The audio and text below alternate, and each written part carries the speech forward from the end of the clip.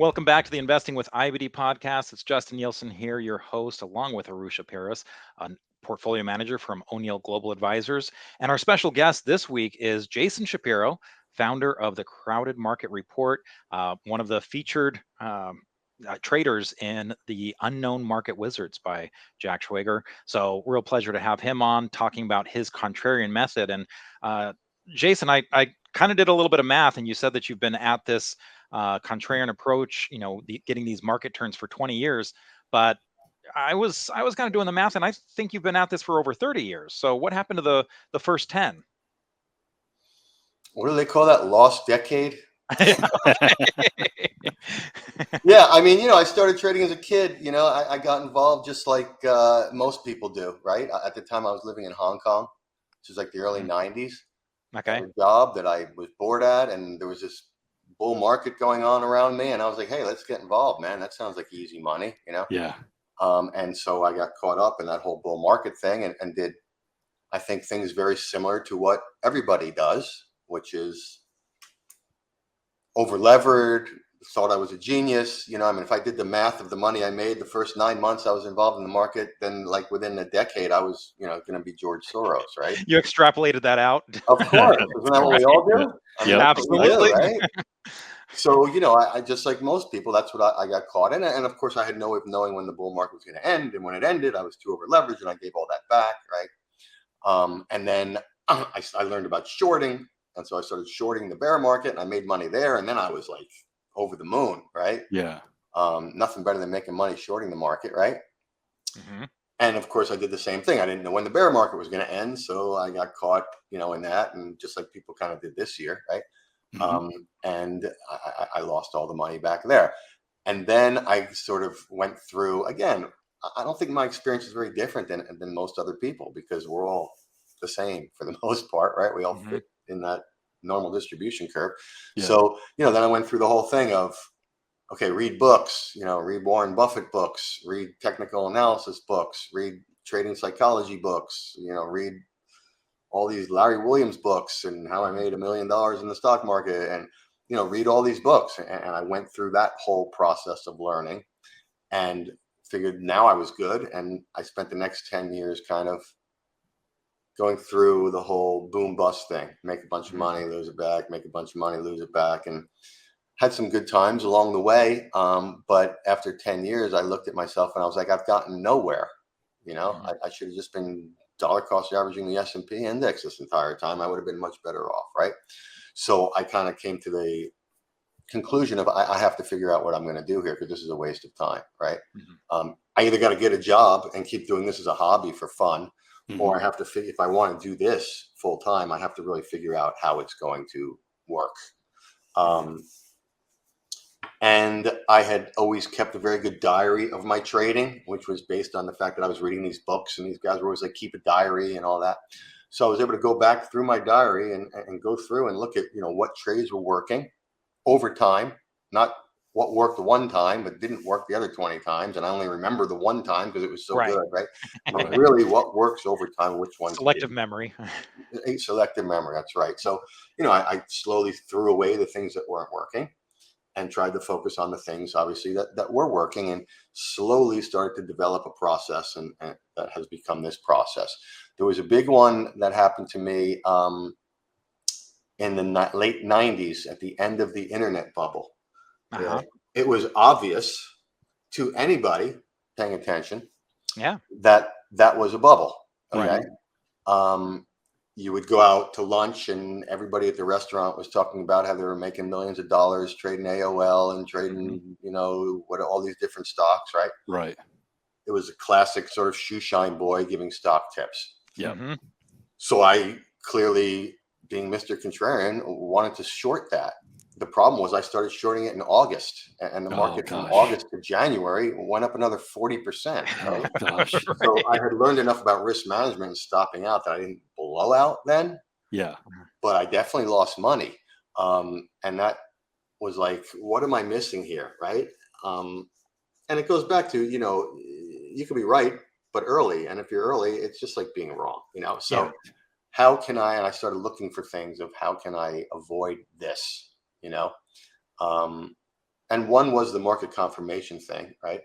But another was I came across this commitment of traders. I don't remember how, but looking at it, it was very clear that like you wouldn't have gotten a sell signal on this stuff in the stock market until January and February of 2000.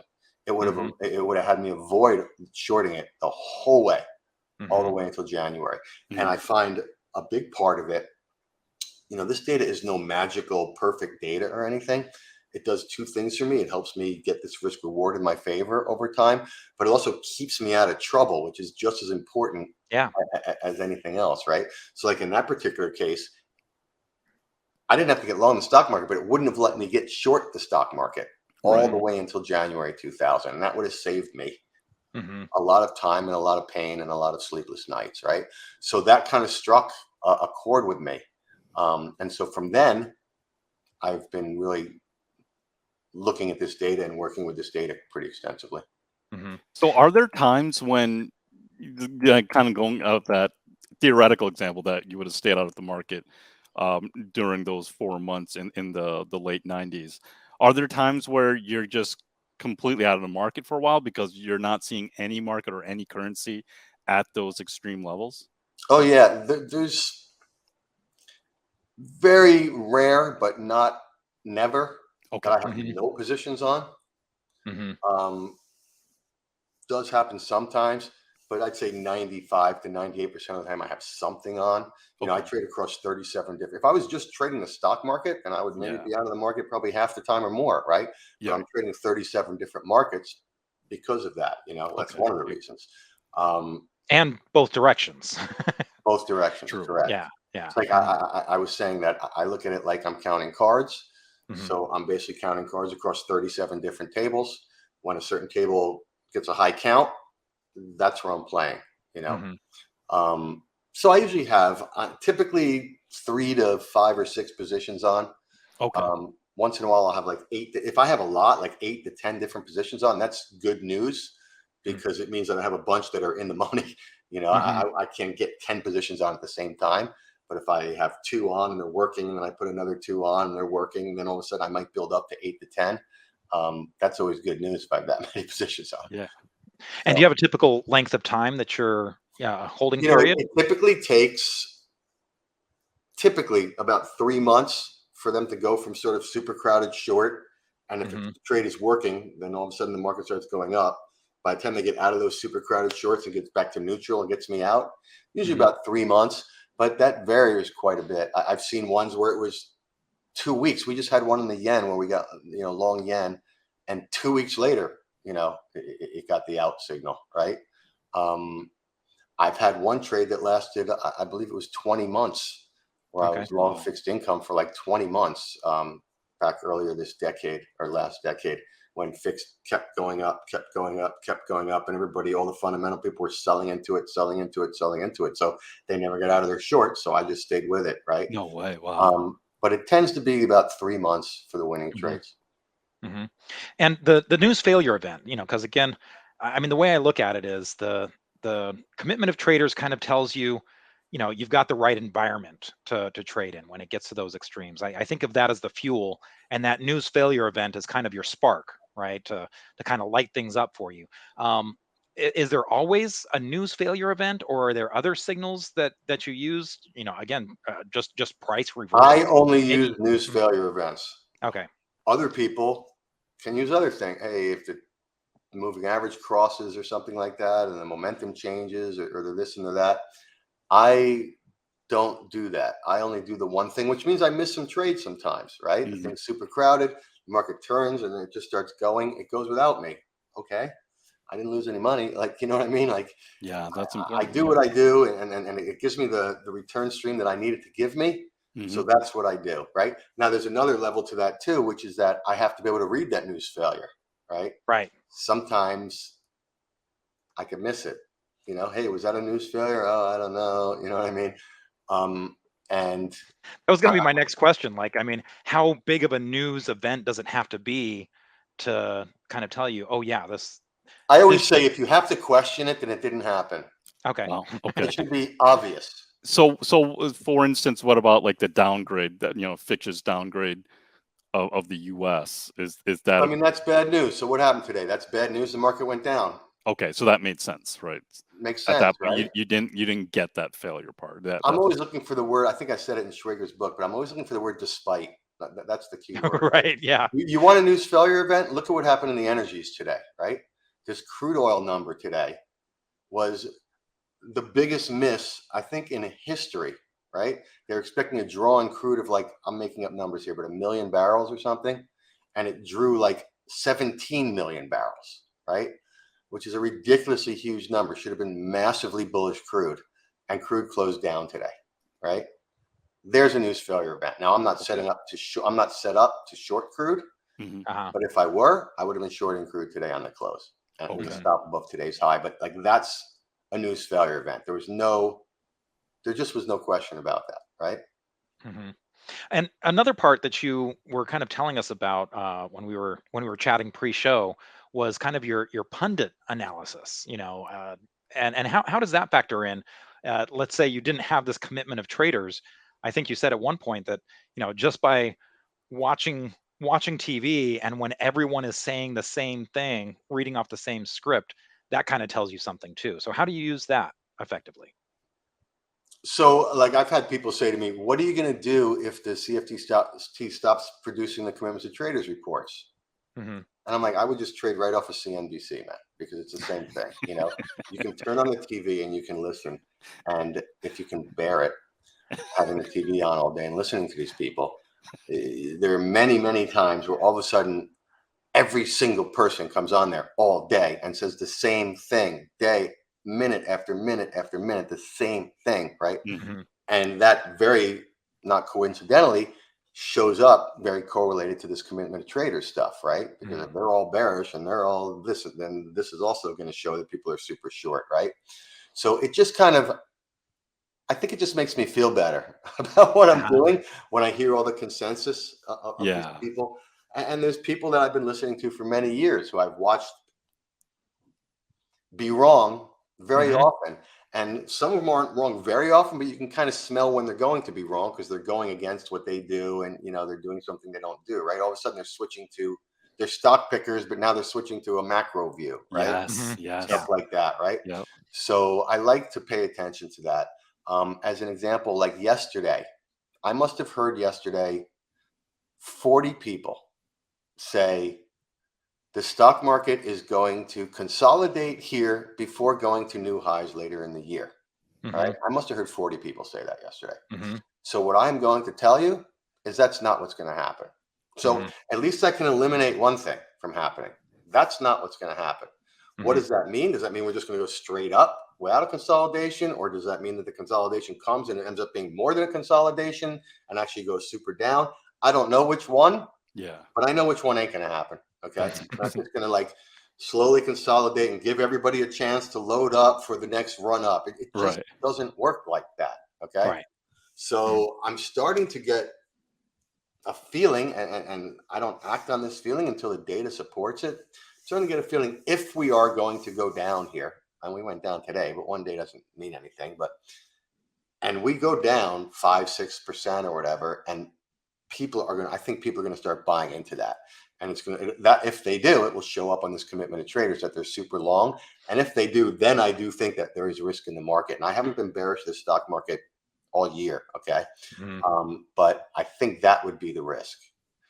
Maybe that happens. Maybe it doesn't. Maybe it goes down and maybe they sell into it, and they say, oh, finally the bear market's here, and they sell into it. And I will actually be buying it then. Right. I don't know which one. I have no way of forecasting which one they do. It's just kind of a gut feeling that I have a feeling that they might try to buy it. If they think that this is a dip before the next run up, then they're going to be buying into that dip, would be my guess. So, and just to be clear, there's a couple things here.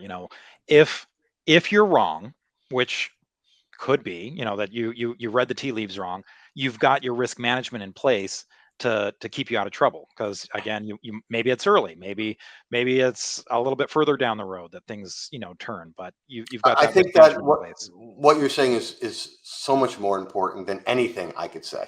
That to me is everything. And that's everything. All the rest of this stuff is conversation, right? That is everything. whether you're right or wrong, Druckenmiller says it all the time, right? This is a man who has had an incredible success managing money in the markets, right? He says it all the time. I am wrong far too often to count on being right as a way of making money. Right? And that's, I think, the most important thing that there is in this game, right? Everybody wants to be right. It feels good to be right and all that. You got to put that out of your mind, man. This shit is not about being right. Trying to be right or wrong is going to get you in trouble in this game, right? Just make money. Who cares? I love being wrong. If I can make money and be wrong every day, I love it. I love it. Exactly. Okay? Well, and as you said, when the factors are 4-1, you can be wrong a lot and still do okay. No, my stuff is, I end up having and I've got 20 something years of history of this now, but I make money on about 38% of my trades. Okay. But if I make 4 on 38% and I lose 1 on the other, 62%, then you can do the math. It comes out basically to exactly what my returns look like. So, yeah, being right or wrong it's just dangerous. You know what I mean? And I see people all the time. I do these videos on YouTube and stuff, and people put their comments down. And I very rarely am saying, "Oh, the market's going to do this," or even I think that most of my videos are not necessarily about what the market. They're more about things like risk management and how to really approach this whole thing, because that's really the message I'm trying to get out there. Not, hey, I'm a guru and I'm going to tell you what to do, right? I'm trying to help people learn about what really matters. Right. But when I do put market stuff, you'll get all these comments. Oh, well, I think that the market's going to, I'm like, okay, good for you, man. I don't care what you think. And I don't care what I think for that matter either. I'm playing a process, right? It's like sitting there on a blackjack table. Oh, I think that here, the dealer has 13. I think he's going to get a 10. Okay. And if he does that mean you were right? I mean, you guessed, and maybe you got it right. Like I always say, if I flip a coin, I call heads and it comes out heads. Does that mean I was right? Or does that just mean that there was a 50-50 chance of it coming up heads and it happened to come out heads, right? You were right that time. Right. And I mean, that's just ego, right? I don't even think the word is right. You know what I mean? I picked one and it had a 50-50 chance, So, hey, great. But I think that's what people confuse with this whole thing, right? They want to predict the future and they want to be right about it. And it's the most dangerous thing there is. And that's why they lose money. I mean, the way I look at it, Jason, and I think you're a great example of this, is that's ego. The ones who are the ones who are commenting they want to be right. They want to feel like they're good at this, as opposed to those who have survived the market for many, many years. They realize it's a process. They're going to be wrong a lot. So keep those losses small and just ride the plan, right? Execute the plan, trade the plan. The whole game, man. The quicker you can admit you're wrong, the better you're off. And you're right, it is all ego. And I get it. I'm a human being, just like everybody else, right? We all want to be right. We all want to, but this stuff that's why most people don't last doing this, right? Go be a lawyer. You want to make an argument, you want to be right, really, go be a lawyer, right? That's what you should do if you're good at making arguments. And, these people make these arguments. So they're bearish. I've listened to it all year. And these people make these arguments about the bearishness and they sound totally legit, right? Yeah. They make total sense. It's legit. And they're saying now, well, everything I said was right, except the market went up. Right. The market just doesn't know it yet. That's the only thing. That's right. That's the only thing that matters is that the market went up. No, nothing's changed except price. Okay, well, price is all that matters. So I don't care if you were right on all this stuff. It means nothing because you're not trading that stuff. You're trading the market, right? So all these kind of things, that kind of psychology and that kind of talk, is what I love to hear people say. Right? When I'm talking and listening to guys on CNBC and all that kind of stuff, when the guys have been saying that all year. Oh, we've been right the whole year. Well, you've been bearish the whole year. So I don't understand how you've been right the whole year if you've been bearish the whole year.